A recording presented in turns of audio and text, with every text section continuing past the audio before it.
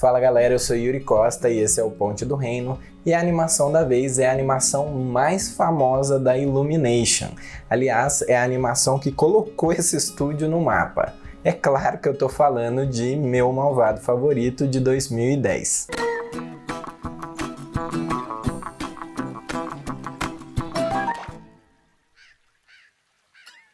Que eu diria que é um filme sobre paternidade.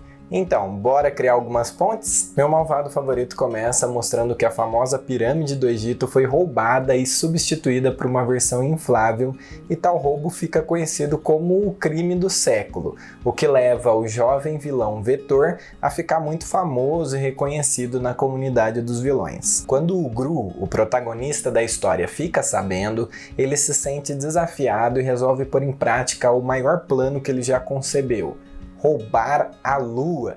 E agora, nós vamos roubar, pausa dramática que eu gosto, a Lua! A ideia era roubar um raio encolhedor, construir um foguete financiado pelo Banco dos Vilões, ir até lá, encolhê-la e roubá-la. Só que o banco não aprova sua solicitação, já que ele não tem o raio ainda. Então ele viaja para roubar a tecnologia, mas o Vetor aparece e rouba o Gru que havia roubado o raio, deixando ele sem nada. Para recuperar o raio, o Gru vai até a fortaleza do Vetor, mas ele não consegue entrar lá de jeito nenhum, até que ele observa 3 menininhas que foram lá vender biscoitos e que são prontamente aceitas pelo jovem vilão.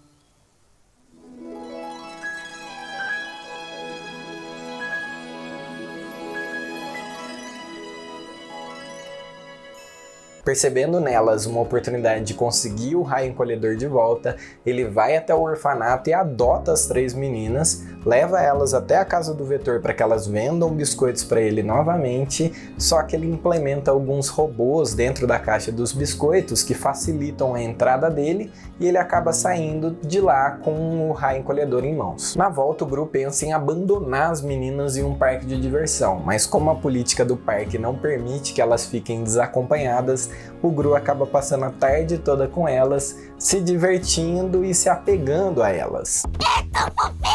Quando ele chega em casa, ele liga para o banco solicitando um empréstimo mais uma vez, agora que ele tem o raio, mas o dono do banco, embora goste do plano, acha que tem outros vilões melhores para desempenhar tal crime, como o jovem e famoso Vetor, e por isso ele quer dispensar o Gru. Isso deixa o Gru arrasado, e aí ele anuncia que eles não vão poder executar o plano por falta de dinheiro. Só que daí as menininhas e todos os Minions, que são seus empregados, começam a contribuir com tudo que eles têm, e eles ainda vendem um monte de coisas da casa para angariar fundos e assim ter o suficiente para conseguir construir o próprio foguete. Nós construiremos nosso próprio foguete usando isso! E o que mais encontrarmos? E nesse meio tempo, enquanto eles constroem o foguete, o Gru vai ficando cada vez mais próximo das 3 menininhas. Já próximo à data do roubo, o Gru percebe que ela se chocaria com a data da apresentação de balé das meninas. Então ele resolve prorrogar o crime para uma outra data.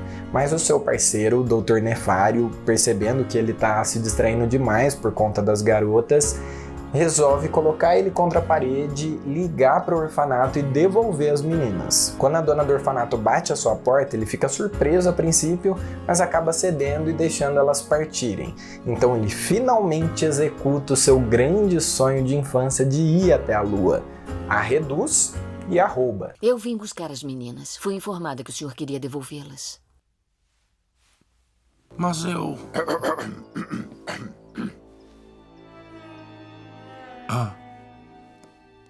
Eu vou arrumar as meninas. Na volta para a Terra, ele até tenta ir na apresentação das meninas, mas percebe que ele chegou muito tarde e a única coisa que ele encontra é um bilhete do Vetor dizendo que ele a sequestrou. E mais uma vez o Gru confronta o Vetor. Ele dá a Lua em troca das meninas, mas o Vetor não cumpre com a sua palavra e não entrega elas de volta e tenta fugir, então o Gru começa a persegui-lo. Primeiro me dá a Lua, depois a gente conversa. Fica quietinha aí, garota. Entregue as meninas. Ah, não tô afim não. Todos os objetos que foram encolhidos ao longo do filme começam a voltar para o seu tamanho normal, inclusive a Lua, e assim o Gru exila o Vetor no espaço, na Lua, e salva suas filhas adotivas.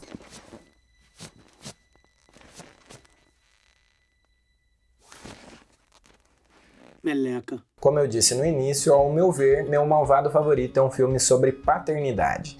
Perceba como todos os personagens centrais dessa história estão relacionados com isso. O Gru cresce sem um pai e a sua relação com a sua mãe é de abandono.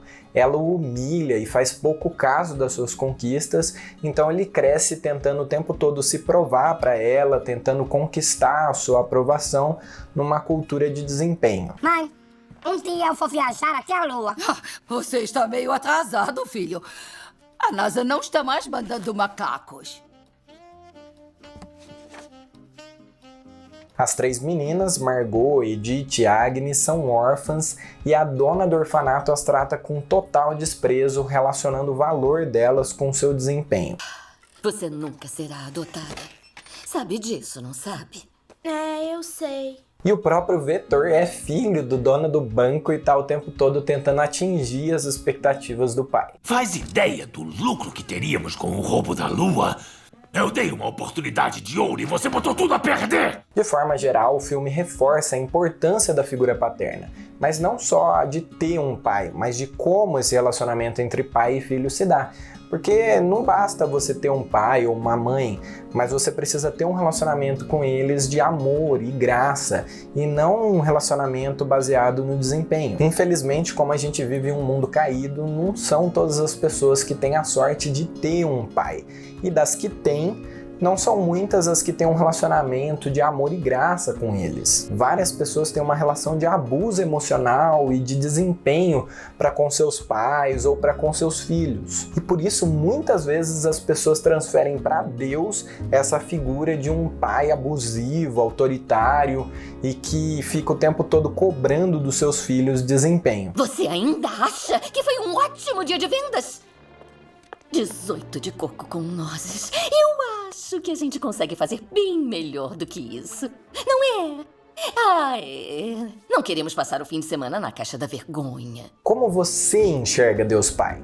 Pare um pouquinho e pense no seu relacionamento com Ele. Você está o tempo todo se esforçando para que Ele se agrade de você? Você descreveria essa sua relação como uma montanha-russa, cheia de altos e baixos, semanas boas e semanas ruins, dependendo do desempenho que você teve em relação aos mandamentos dele? Tipo, essa semana eu não busquei muito a Deus, eu não li a Bíblia, eu não orei bastante, então o meu relacionamento com Deus está ruim.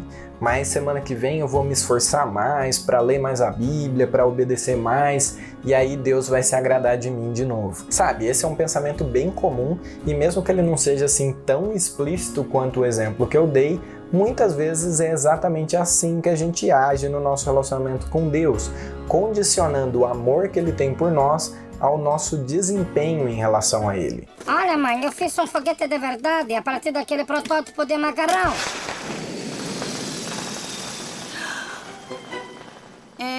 O que constantemente nos leva a perceber que a gente nunca vai estar à altura das suas expectativas. Mas a verdade é que Deus não se parece em nada com essa relação conturbada que muitas vezes as pessoas têm com seus próprios pais falhos e terrenos. Deus é um bom pai que tem prazer de se relacionar com seus filhos por quem eles são para ele, e não pelo que eles fazem para ele.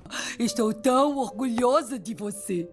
Você se tornou um ótimo pai. Puxa, a mamãe é até melhor do que eu.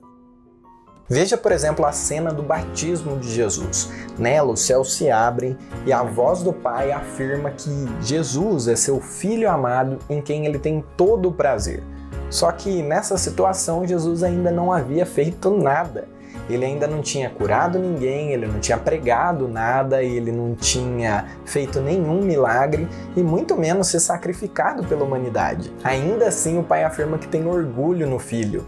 Isso porque o prazer do pai no filho é por quem ele é e não pelo que ele realiza.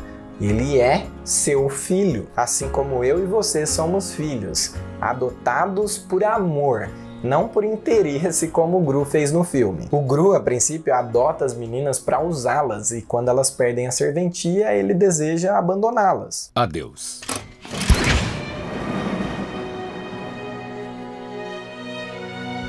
Vai! Vamos! Tive uma ideia. O que a gente não percebe é que Deus não é assim.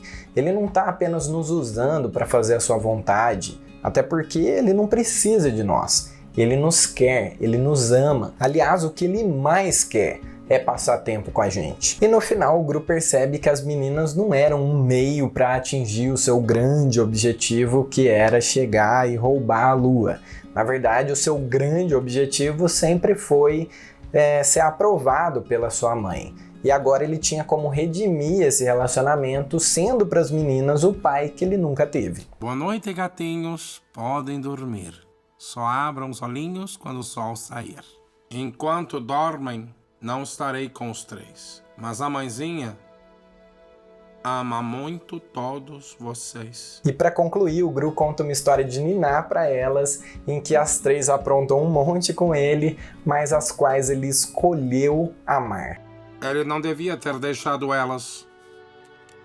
E agora ele sabe que não pode mais se separar dessas gatinhas que ele escolheu amar. E essa é a maior de todas as histórias. A história de um bom pai que, mesmo diante da rebeldia dos seus filhos, nos considerou seus malvados favoritos, escolhendo nos amar quando ainda éramos seus inimigos e dando a sua própria vida no nosso lugar para que fôssemos para sempre adotados por ele. Então fica a pergunta: como tem sido a sua relação com o seu Pai do céu? Você tem uma relação de desempenho, de esforço para atingir as suas expectativas?